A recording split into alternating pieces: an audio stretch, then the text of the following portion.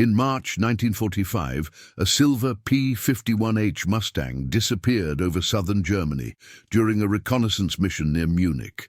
The pilot, Captain Robert J. Brennan, was declared missing in action. His aircraft vanished without distress signals, without witnesses, without wreckage. For weeks, Allied intelligence searched. They found nothing. What they didn't know was that the Mustang hadn't crashed. It had landed, intact, in enemy hands. The P-51H was not just another fighter. It was the pinnacle of American aviation engineering in the final months of the war. Lighter than its predecessors, powered by a Packard V1650-9 engine producing 1,180 horsepower, capable of speeds exceeding 487 miles per hour at altitude, it was the fastest production piston-engine fighter the Allies had ever deployed. Only a handful had reached operational squadrons by early 1945. Brennan's aircraft was among them. Captain Brennan's family received the telegram on March 23rd. His wife, Catherine, collapsed in the hallway of their home in Ohio. His mother kept the telegram folded inside a Bible for decades. They were told he had been shot down during combat operations. They were told there was no hope of recovery. They were told to grieve and move forward. None of it was true. The truth was buried in a Luftwaffe airfield northwest of Augsburg, where German engineers and test pilots were about to encounter a machine that would shatter every assumption they held about American aviation. The Mustang had landed wheels down in a farmer's field after running out of fuel. Brennan had surrendered without resistance. Within hours, the aircraft was transported under tarps to Erprobungsstelle Rechlin, the primary Luftwaffe testing facility.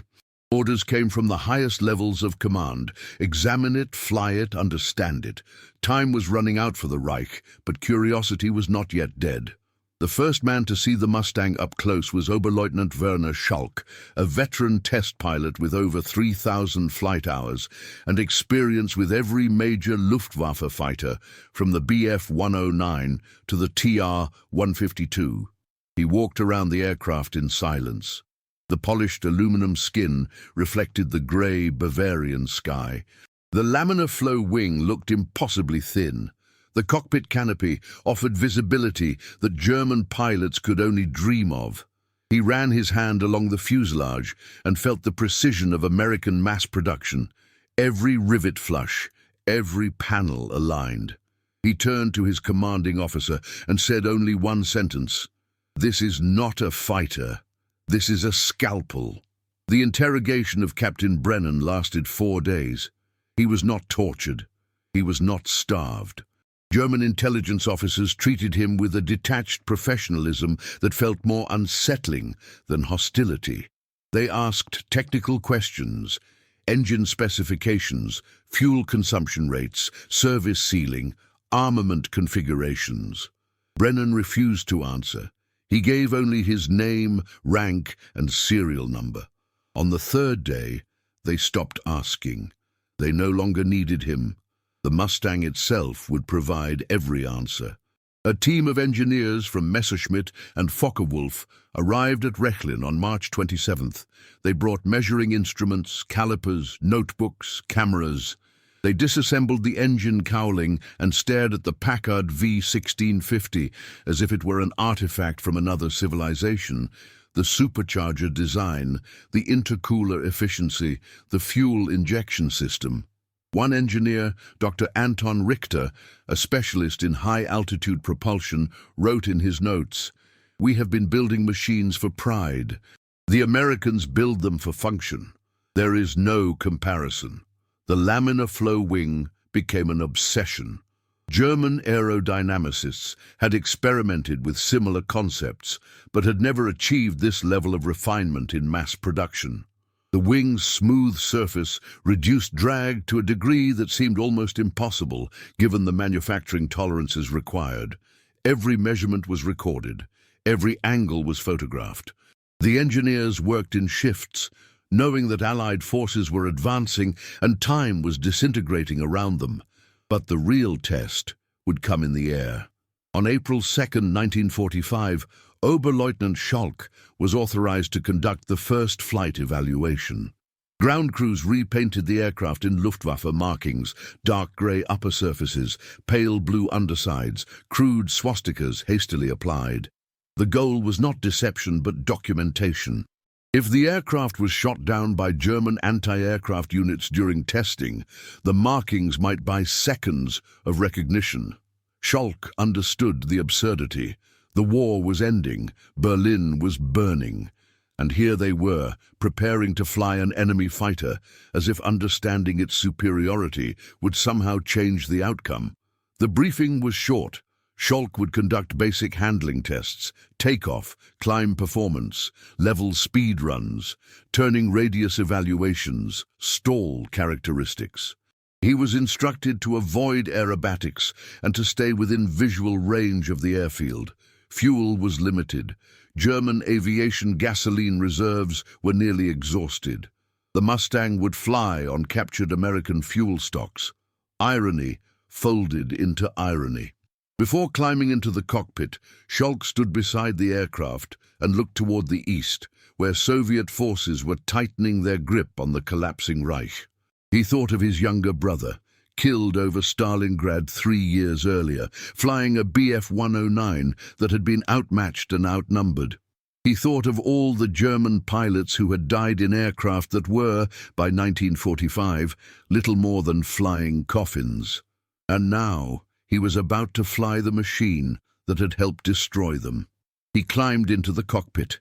The instruments were labeled in English. The control layout was unfamiliar but logical. He adjusted the seat, checked the trim settings, primed the engine. The Packard V1650 roared to life with a smoothness that German engines had never achieved. No rough idle, no metallic clattering, just a deep, confident hum that spoke of precision engineering and limitless industrial capacity. Schalk taxied to the runway. The control tower cleared him for takeoff. He advanced the throttle. The Mustang accelerated with a violence that pressed him into the seat. Within seconds, the tail lifted. The aircraft rotated smoothly. And then, with an ease that felt almost insulting, it lifted into the grey German sky. Agora, te convido a deixar nos comentários de onde você está nos assistindo e o horário exato em que escuta esta história. Nos interessa saber até quais lugares e em quais momentos do dia ou da noite chegam estes relatos documentados. The first 30 seconds told Werner Schalk everything he needed to know. The Mustang climbed at an angle that defied his experience. German fighters clawed their way into altitude, burning fuel and time, struggling against gravity and drag. The P-51H simply ascended, effortlessly, almost contemptuous of physics. He glanced at the altimeter, 3,000 feet in less than a minute. He had never felt acceleration like this. At 5,000 feet, he leveled off and reduced power to cruise settings. The cockpit was quiet. The canopy visibility was panoramic. He could see the Bavarian countryside spreading below, farmland, forests, the distant smoke of bombed-out cities. In a Bf-109 or FW-190, the canopy framing would have obscured entire sectors of vision. Here, there were no blind spots. Every direction was clear. He understood immediately why American pilots dominated air combat. They could see everything.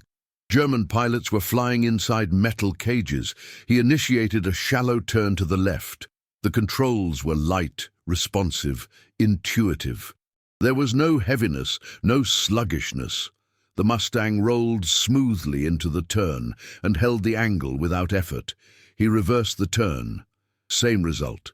He increased the bank angle to 60 degrees. The aircraft remained stable, controllable, predictable. German fighters at this speed and angle would have begun to wallow, losing energy, bleeding altitude. The Mustang simply obeyed. Schalk climbed to 10,000 feet and pushed the throttle forward. The engine responded instantly. No hesitation, no fuel starvation, no mechanical protest. The airspeed indicator climbed past 300 miles per hour, then 350, then 400. He felt the airframe settle into a smooth, stable rush. At 420 miles per hour, he was flying faster than any German piston-engine fighter he had ever tested at this altitude, and the Mustang felt completely comfortable. It wanted to go faster. He pulled back gently on the stick and climbed toward 15,000 feet. The engine maintained full power without overheating. The supercharger transitioned seamlessly. There was no loss of performance, no roughness, no drop in manifold pressure. German engines at this altitude would have been gasping, struggling to breathe the thin air. The Packard V1650 simply inhaled and kept producing power as if altitude meant nothing. At 18,000 feet, Schalk leveled off again and conducted a series of speed runs. He noted the airspeed, the manifold pressure, the engine temperature, the fuel consumption. Every number was recorded in his mind. He knew these figures would be written into a report that no one would read, filed into archives that would soon be captured or burned. But he recorded them anyway. It was all he had left. Precision in the face of collapse. He descended to 5,000 feet and tested the stall characteristics. He reduced power, pulled the nose up, and waited for the buffet. The Mustang gave clear warnings, gentle shaking in the control column, mild aerodynamic protest. When the stall finally came, it was benign. The nose dropped smoothly. He recovered with minimal altitude loss. There were no vicious tendencies, no snap rolls, no uncontrollable departures. German fighters, especially late-war designs like the TAR-152, could kill inexperienced pilots during stalls. The Mustang forgave mistakes. Schalk turned back toward Rechlin. He had been airborne for 43 minutes. He had seen enough. As he descended through 3,000 feet, he keyed the radio and transmitted a single sentence to the tower. "This aircraft has no weaknesses." After landing, Werner Schalk sat in the cockpit for several minutes before shutting down the engine. Ground crews approached cautiously, unsure if something was wrong.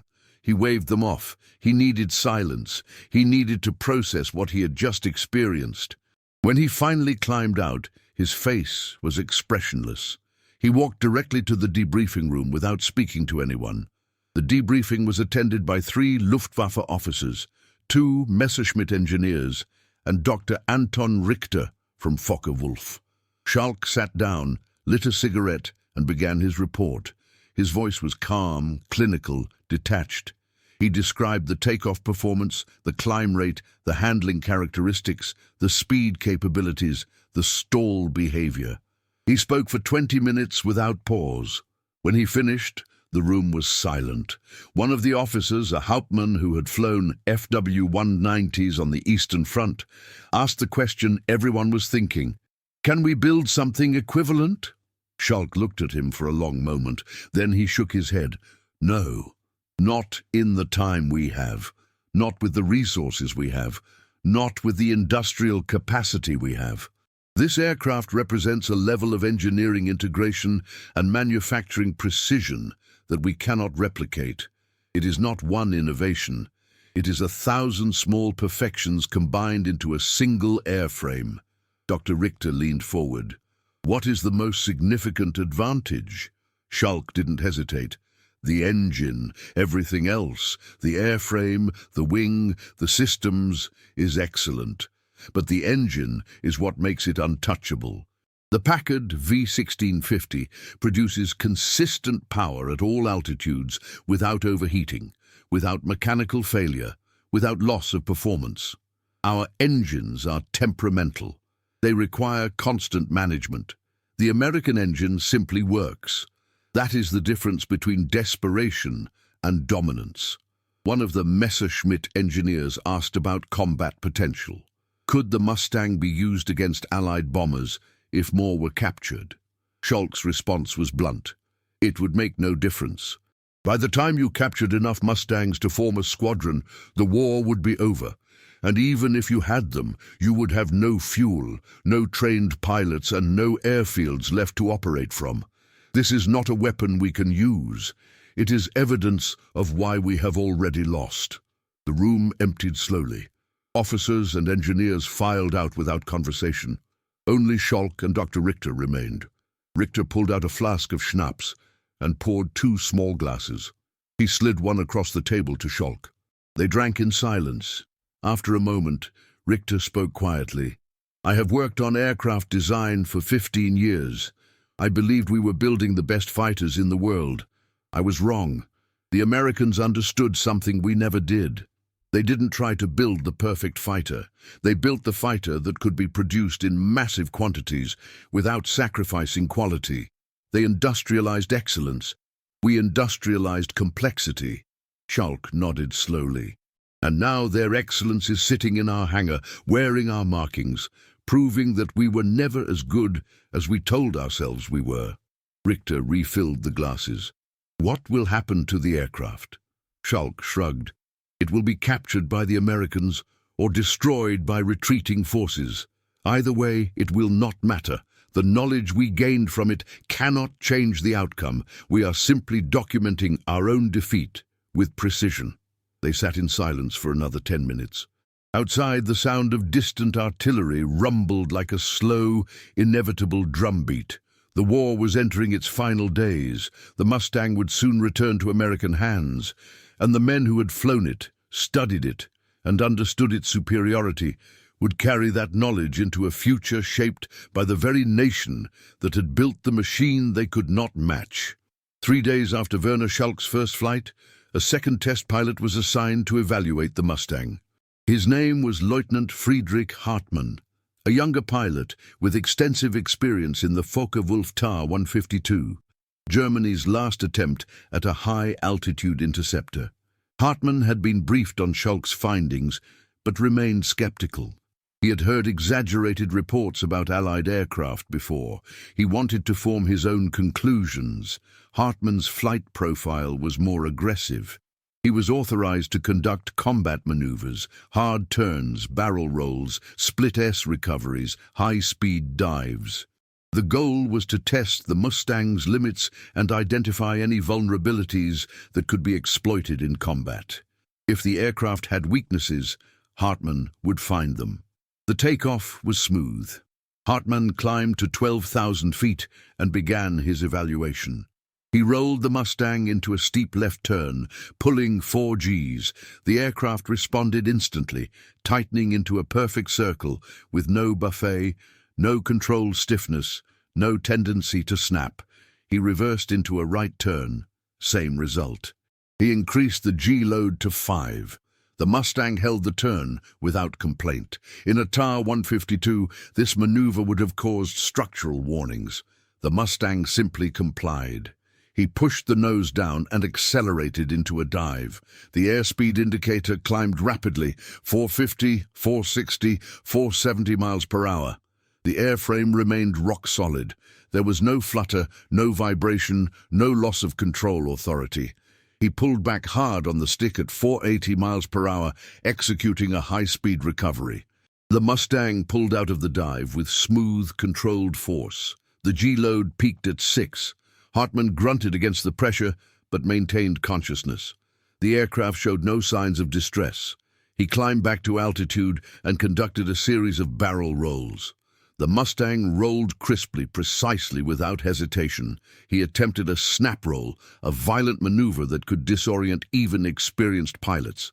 The Mustang executed it flawlessly. He tried a split-S from 15,000 feet, rolling inverted and pulling down into a diving turn.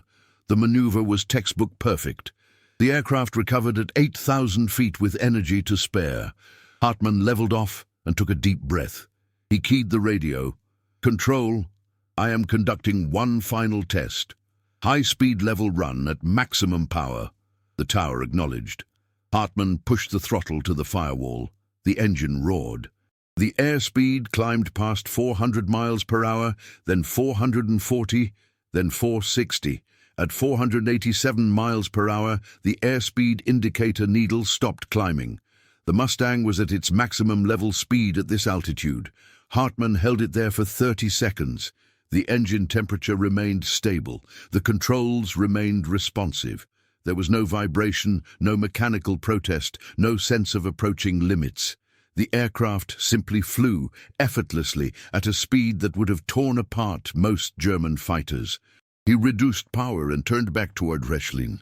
During the descent, he spoke aloud to himself, knowing the words would never be recorded. "We built beautiful machines. They built perfect ones." Se essa história te surpreendeu, já deixa o like para ajudar o canal. The Mustang was destroyed on April 18, 1945. Retreating German forces, anticipating the arrival of American troops, set fire to the hangar at Rechlin. The P-51H burned, along with dozens of experimental German aircraft, prototypes, and captured Allied machines. By the time U.S. forces secured the airfield 3 days later, there was nothing left but twisted metal and ash. Captain Robert Brennan was liberated from a nearby POW camp on April 25th. He returned home to Ohio in June. He never spoke publicly about his capture or the fate of his aircraft. Werner Scholk survived the war. He was briefly detained by Allied forces, questioned and released. He returned to civilian life and worked as an engineering consultant for a commercial aviation firm in West Germany. He never flew again. In 1963, he was interviewed by a military historian researching Luftwaffe test operations. During that interview, he was asked about the most memorable aircraft he had ever flown. His answer was immediate: the P-51H Mustang. "It was the aircraft that made me understand we had lost before we even knew we were fighting." Friedrich Hartmann emigrated to Argentina in 1947. He lived quietly, working as a flight instructor. In 1981, he was contacted by an American aviation journalist researching captured Allied aircraft. Hartmann agreed to an interview on the condition that it would not be published until after his death. He died in 1989. The interview was released in 1992. In it, Hartmann made a confession that stunned aviation historians. "I flew the Mustang harder than I had ever flown any aircraft. I tried to break it. I wanted to find a weakness, something that would prove it was not invincible. I found nothing. It was faster, stronger, more agile, and more forgiving than anything we had. If I had encountered that aircraft in combat, I would have died." There is no other honest conclusion. Dr. Anton Richter never spoke publicly about the Mustang. He continued working in aeronautical engineering until his retirement in 1970. Among his personal papers, discovered after his death in 1983, was a handwritten note dated April 10, 1945. It read, "We spent years perfecting the science of aerial combat. The Americans perfected the science of production. We built 33,000 fighters during the war. They built 300,000. Quality without quantity is a luxury we could not afford. They had both." Captain Brennan's wife, Catherine, kept a box of his wartime belongings in the attic of their home. After her death in 1998, the box was donated to the National Museum of the U.S. Air Force. Inside was a single photograph. Brennan standing beside his P-51H in early 1945, smiling, confident, unaware that within weeks he would watch German pilots fly his aircraft while he sat in captivity. On the back of the photograph he had written, "The fastest thing I ever flew. I hope I never see another one from the wrong side." No complete photographs of the captured Mustang in German markings are known to exist. The documentation produced by Rechlin engineers was either destroyed or lost during the final collapse of the Third Reich. The technical reports written by Werner Scholk and Friedrich Hartmann were never recovered. What remains are fragments: interview transcripts, personal letters, archived testimony, and the memories of men who carried the weight of that knowledge for decades. The P-51H Mustang was the culmination of years of iterative engineering, combat feedback, and relentless industrial refinement. It represented the American approach to war, not perfection in a single prototype, but excellence in mass production. By the time the first P-51Hs reached operational squadrons in early 1945, the outcome of the war was no longer in doubt. The aircraft arrived not as a desperate gamble, but as confirmation of inevitable victory. For the German pilots who flew it, the Mustang was something else entirely. It was evidence. Evidence that their own aviation industry, once the most advanced in the world, had been surpassed not by marginal improvements, but by fundamental superiority in design, production, and logistics. It was a machine that rendered their expertise obsolete, their sacrifices meaningless, their pride hollow. Werner Schalk once told a colleague years after the war that flying the Mustang had been the most humiliating experience of his career. Not because the aircraft was difficult, but because it was easy. It required no special skill, he said. It simply did what you asked. Our fighters demanded mastery. The Mustang demanded nothing. And that was the cruelest truth of all. They had built a machine so good that even their average pilots could defeat our best. The laminar flow wing, the Packard Feet 1650 engine, the all-around visibility, the structural integrity, the control harmony. These were not accidents. They were the result of thousands of engineers, metallurgists, aerodynamicists, and production workers collaborating in a system that valued function over ideology, results over rhetoric. The Germans had built aircraft to win dogfights. The Americans had built aircraft to win the war. Captain Robert Brennan died in 2003 at the age of 86. His obituary mentioned his service as a fighter pilot, but made no reference to his capture or the fate of his aircraft. His children discovered the photograph of him with the Mustang only after his death.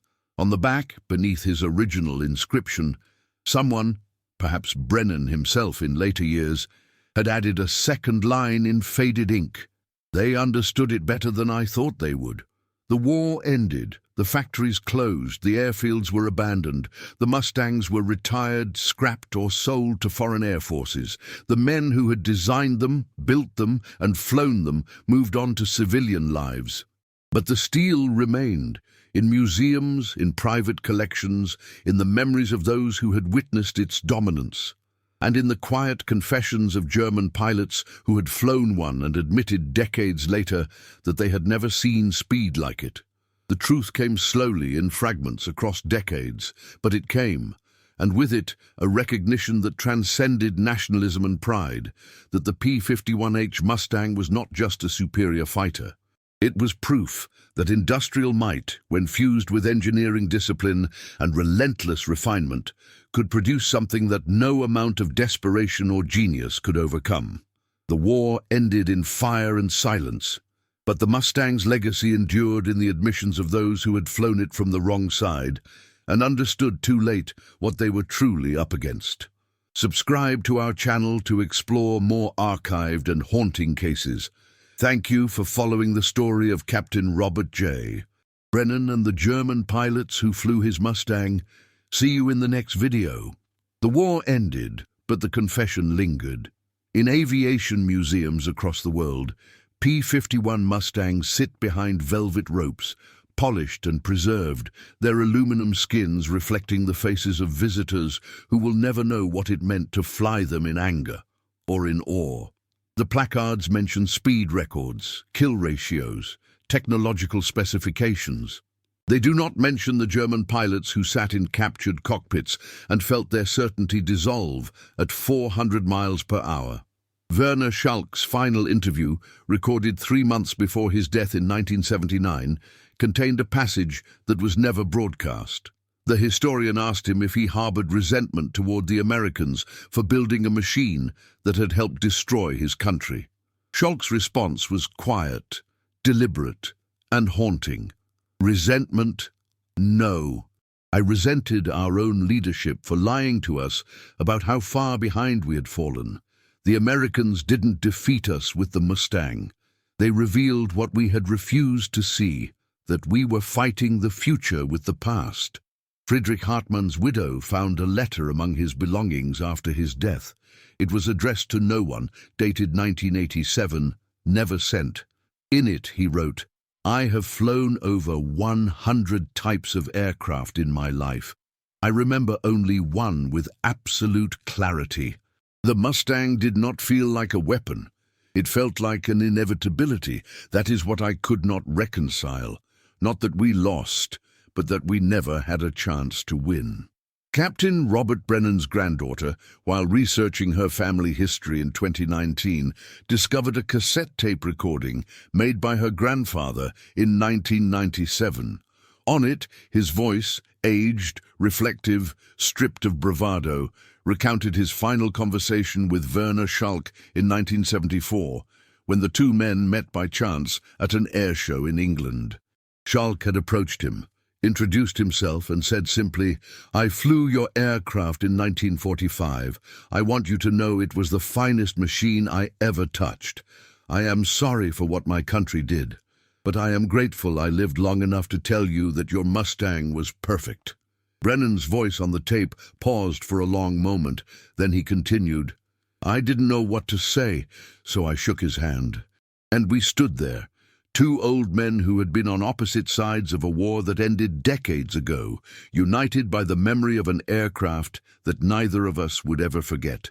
The Mustang did not win the war alone, but it became the symbol of something larger, of a nation that had learned to fuse industrial scale with engineering precision, that had turned factories into weapons more powerful than any single aircraft. The Germans had built for excellence. The Americans had built for victory. The difference was not subtle, it was absolute. Decades after the last P-51H was retired from service, after the veterans had aged and the archives had been opened, a single truth emerged from the testimonies of those who had flown both sides of the conflict. The Mustang had not merely outperformed its rivals, it had rendered them irrelevant. The steel no longer flies, but it still speaks. It speaks in the admissions of men who spent their final years reconciling pride with reality. It speaks in the technical reports that were written in desperation and read in defeat. It speaks in the quiet confessions of pilots who crossed enemy lines not with bullets, but with honesty. The war demanded speed. The Mustang delivered it without compromise, without hesitation, without forgiveness. And those who flew it on both sides carried that knowledge to their graves. The steel remains, the truth endures, and the speed, once witnessed, is never forgotten.